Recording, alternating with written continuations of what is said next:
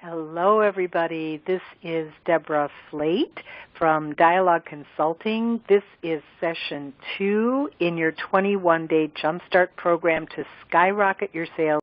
I hope you finished session 1, and I hope that you got a lot out of it, and I hope you did it. So this is the review of my 7 core principles for optimized sales results. Sell with intention, change your focus, pull, don't push, be the solution, give clients what they need first, and follow up with purpose, and make time count. And these are really meant to be the core values of your new approach to selling. So you should always, always remember these 7 core principles. Everything I teach is based off of these principles. So what we're going to cover today is we're going to change your focus. That's principle number 2. So changing your focus, this is what we're going to cover. We're going to change from product to solutions. We're going to refocus from insignificant many to critical few. We're going to change our focus from lots of quotes to fewer well-qualified for more sales, because isn't that what we're here for? How helping fewer clients can get more sales. And from digging wider, not digging wider, digging deeper. So we're going to change our focus from digging wider to digging deeper. So what does that all mean? What does that all mean? So back in the day, and unfortunately still so many salespeople base how successful they are on this. So the old focus was placed on how the busier we were, the better it was. The more quotes we gave out, the better it was. The more people we visited, the better it was. The more new product we have, the better chance we're going to get a sale. The more samples and quotes we give out, that's how we're going to get more sales. The more projects we work on without taking time to fully vet or qualify is how we're going to get more sales.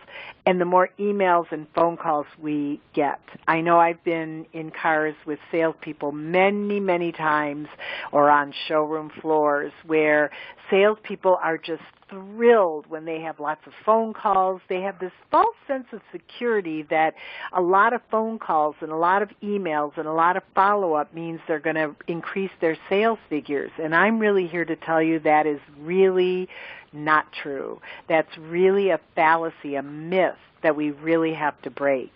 But in the past, that's what defined our sales. I know I used to think it. I used to think the more samples I gave out, the more they liked things, the more, all of it was more, more, more. And that just isn't true. Because there's a problem with that. There's little to no planning and strategy. And so what ends up happening is we become much more reactive than proactive. And that, in turn, wastes a lot of time. Being reactive, and the way I talk about it is staying in the driver's seat. So the more you're in the driver's seat as the salesperson, the more you're going to increase your sales. The more you allow your clients to be in the driver's seat telling you what to do, you're going to be really reacting a lot more. And reacting are all those emails, all those requotes, all those phone calls, all the stuff that takes up so much time because you didn't really, really fully qualify them. And this is what ends up putting you on a hamster wheel of busy. And you're leaving your sales and your income up to chance. So pre-2009, they seem to really work. You know, unfortunately, it was built on a house of cards, which I talked about last time, but it really seemed to work. Our sales were fine. Everything seemed to be fine, that word that I just really don't like a lot, but everything seemed to be working. And that's when we were the only game in town. And now, as I talked about last time, that just isn't the case anymore. We're not the only game in town. And people are much more well-researched when they come to us. And so we're not the only game. People are more researched. And we have to meet those. We have to meet them on the playing field at that part of their buying cycle. So those same techniques now, boom, don't work. And what are the results? I hear this all the time. It's more difficult to get sales, more canceled appointments, waste time on busy work, quotations, emails, calls that do not turn into sales, because that's what I want you to start noticing. If all of the work you're doing, how much of that actually turns into a sale? Because you need a big, people talk about ROI, results on investment. I talk about ROE too, results on efforts. So if you're putting a lot of effort in and you're going home and saying, wait a minute, what did I do today? Did I do anything to make sales, or did I just get in my hamster wheel? Then it's really time that you take a look at that. I encourage you to take a look at that. Also, people seem indecisive, and you struggle to stay relevant or top of mind. So what I'm proposing is that you refocus on critical few and not insignificant many. Because Pareto principle will tell you that 20% of your effort should equal 80% of your results. That's usually what happens.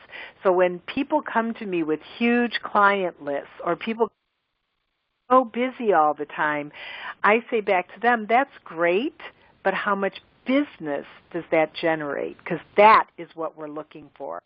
So they have to be well qualified. These are people that 80% of business has to be well qualified. And then you will spend more time on selling. So you have to refocus from product to solutions. So in the traditional product-focused sales process, this is from research.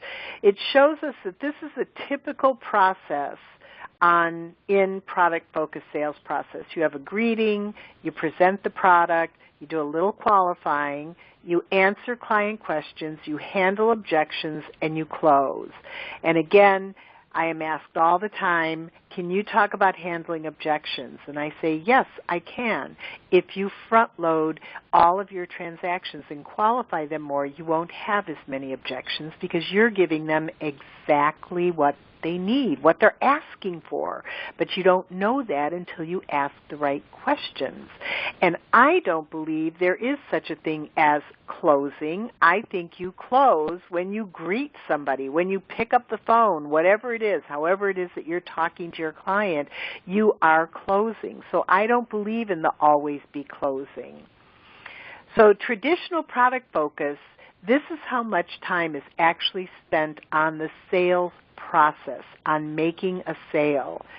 This tiny little part right here is how people make their sales, taking orders, this tiny little part here. It's only 9%, and that's what makes money, is this little 9%. All of the rest of this supports sales. Greeting, product presentation, which that's a lot of this in the traditional product-focused sales, answering questions, handling objections.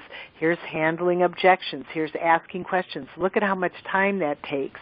And then taking orders is this teeny little time in here, right in between here, 9%.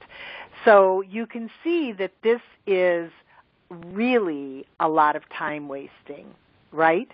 So my new sales model, which is solution-focused, is greeting, uncovering needs, solving needs, taking order, and optimizing sales.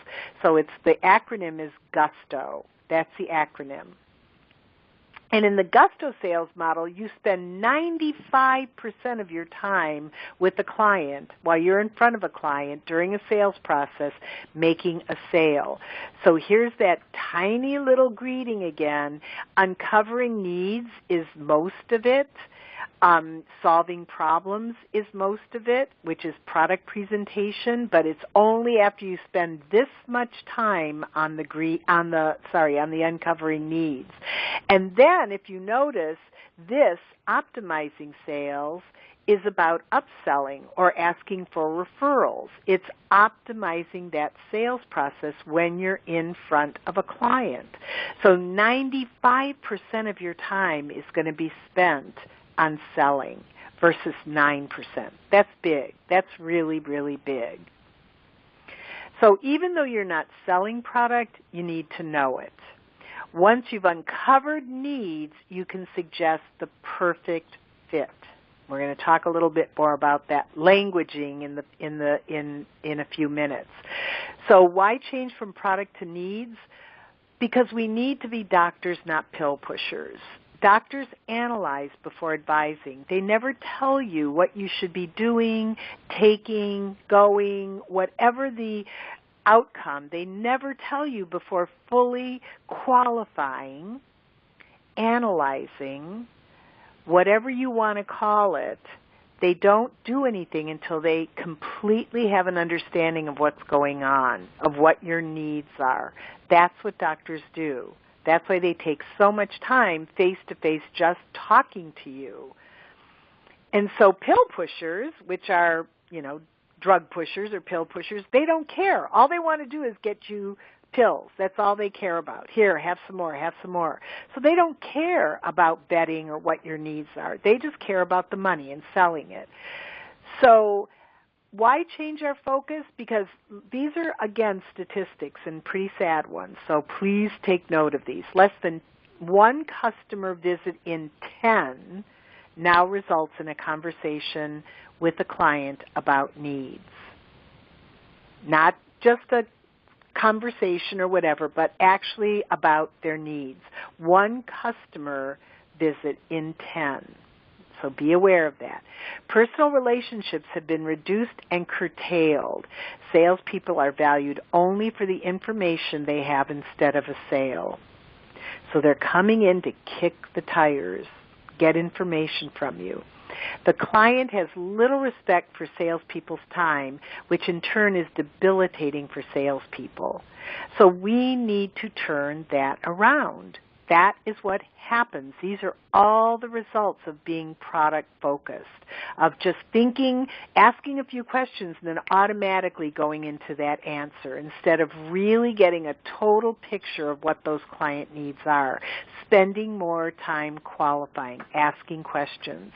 And some of you that are listening to this, I realize, may think, and we're going to talk a little bit about mindset later, but I know I get a little bit of pushback from salespeople, from designers who sell, that they don't want to seem pushy. And my answer to that is, you're being pushy if you don't do this.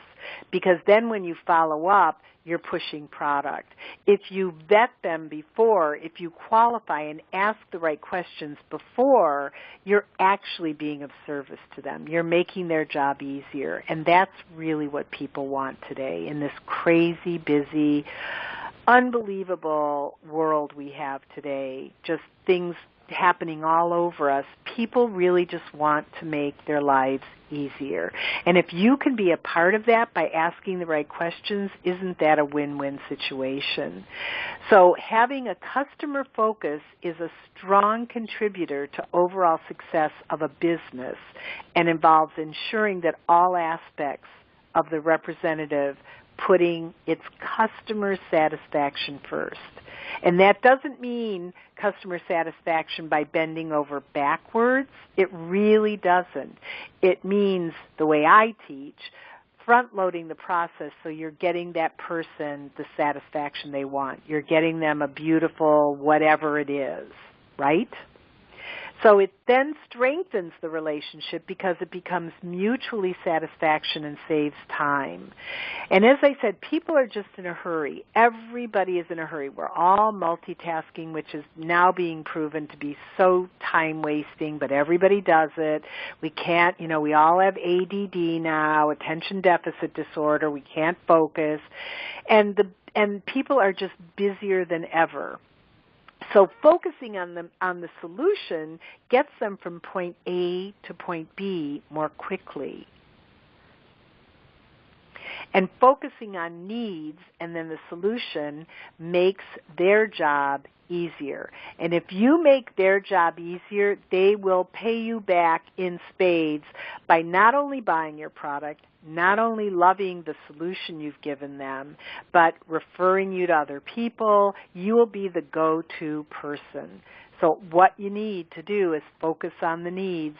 That's your value. So I have a short story to tell you about someone who's very nice and well-intending, but wasting his time focusing on product. And it has to do with bread. And I love bread. And I went into a very high-end grocery store, and they were demonstrating bread that looked very similar to this, which it looks delicious to me. And I walked past, and the guy that was demonstrating said, "Oh, do you like bread? Do you want a little demonstration?" And I said, "Sure."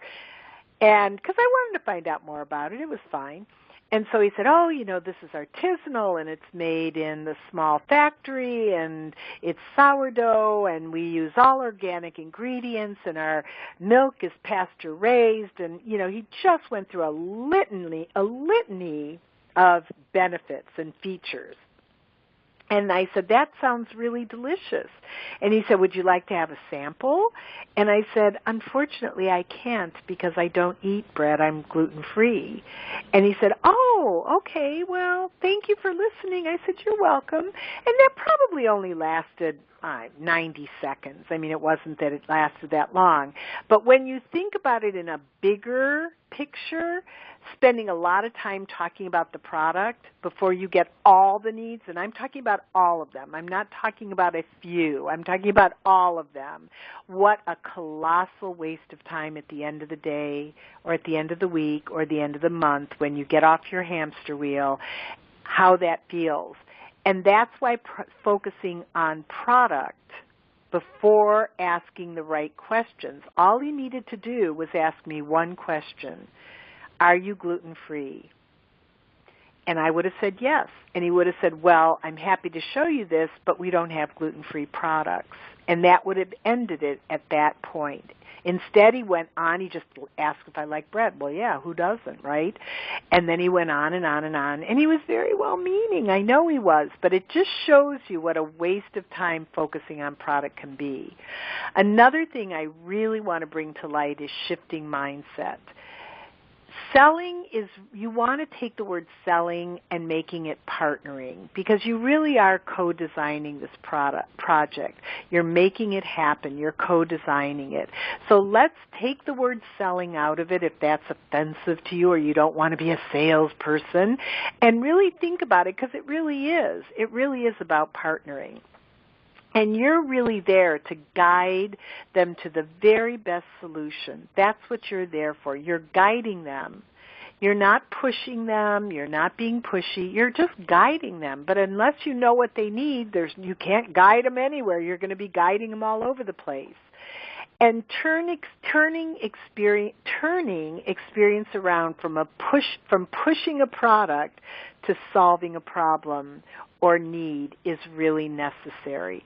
So you're solving problems. You're not pushing a product. You're not focusing on product. You're solving a problem.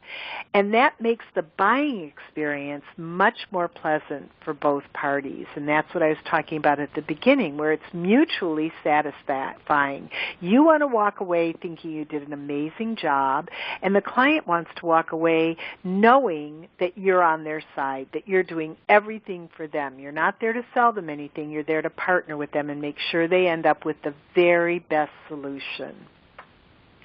Because just remember, and I talk about this all the time, and this is not me saying this, this is the CEO of Starbucks saying this, that Starbucks is not in the business of selling product. What Howard Schultz says is Starbucks is not in the business of selling coffee. They're there to sell the experience. So you must ask those open-ended questions to get to the needs. So I hope I've set up the stage to allow you to now ask these open-ended questions, because that's the only way you're going to find out what the true need is. So we know from last time that they cannot be answered with yes or no.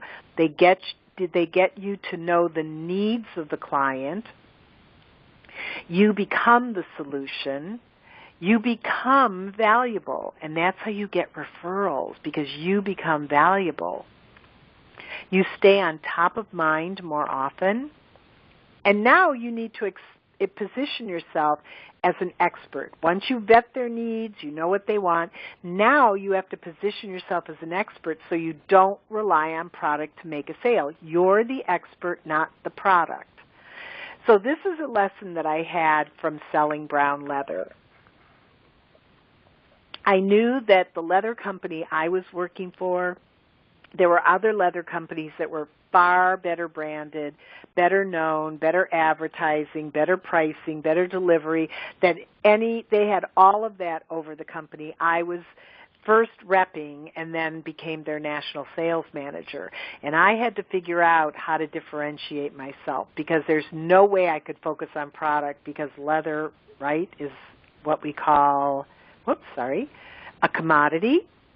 But I now believe, this was a number of years ago, not that long ago, but it was a number of years ago, I now believe after 2009, everything's a commodity. Everything always was a commodity, but now it's really a commodity. So there's nothing that stands out if the client doesn't need it. There's nothing you can tell the client that if he doesn't need it that stands out. And it's too difficult to overcome objections and perceptions of competitors. So here's a little game I play. This is with leather, since I'm talking about leather. So one of the leathers is very expensive per square foot, and one of them is not. So I will give you about 5 seconds to figure out which leather, A or B, you think is more expensive. And I will tell you, when I do this with large groups, and I'm talking about large groups in the industry, more than 50% get this wrong. And that's really scary because we're in the industry. So can you imagine people who aren't in the industry, like our clients, that they can tell the difference? Okay, I'm going to give you the answer. Spoiler alert, it's the one on the right that's more expensive. More than twice as expensive. But most people cannot tell the difference. And that's why I say it's just too difficult to explain the difference. So if you don't get your needs, if you don't get to your needs of your client, what they start to say is either someone else has it less expensive, someone else gives a better deal, they're having a sale 20 off, whatever it is, whatever that price objection is. So that's why you can't explain it away. You can't explain a feature away. It's really difficult to do. It's much more difficult to do that because then what you're doing is you're selling bells and whistles. You're focusing on product. But guess what? What if your client doesn't, what if any of those don't fit into your client's needs? What if those go away? They don't need those bells and whistles you're talking about. Well, our product is better because, and then fill in the blank.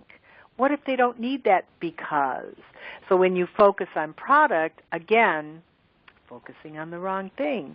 So now you take the focus off of your product by focusing on their needs. And this is an actual technique of how to break the cycle of them going to your competitor while you're in front of them during a meeting. Language that makes you an expert is, I have a perfect solution for that. Then you become an expert. When you say to a client after you hear all their needs, I have a perfect solution for that. And let me tell you, words matter. Because if you say something like, let me show you what we have, that is, believe it or not, putting the client in the driver's seat. If you say, let me show you what we have. But if you say to them, I have the perfect solution, words matter. What you say, when you say it, and how your message is delivered drives results. Words matter. So that's how you position yourself as an expert and start to break the chain of a client going to a competitor. Because if you have the perfect solution for them, why would they want to go elsewhere? You're meeting every one of their needs because you know almost every one of their needs, right? So to wrap things up today in my Tiffany box, changing your focus, what we've covered. We talked about from changing from product to solutions, refocusing from insignificant many to critical few. It doesn't matter how many quotes you give out, how many clients or customers you take care of, how many phone calls, how many emails. It doesn't matter if it's not qualified. And if it's not going to end up in a sale, it doesn't matter. So you want to refocus on those that are really serious, and you can tell that by qualifying them. You want to change your focus from lots of quotes to fewer qualified for more sales. How helping fewer can get more sales. And we learn to dig. That going from digging wider, I'm having a hard time with this sentence, to digging deeper for more sales. Digging wider is taking care of more people. Digging deeper is taking care of people who are serious about buying and getting to those needs. And you want to shift your mindset as to what it means to be a salesperson. This is my new hashtag. Qualifying is the new servicing. That's my new hashtag. Servicing doesn't mean a thing. Bending over backwards doesn't mean a thing if they have no intention to buy from you. If they're just going to compare pricing because you haven't gotten to their needs, then you are servicing without a purpose. Qualifying is the new servicing. Hashtag. So that is it for session 2. I hope you enjoyed this. I will also have a checklist for you as I did with session 1. And in our next session, we will be talking about being the solution. So once again, this is Deborah Flate from Dialogue Consulting, and I will see you on our next session.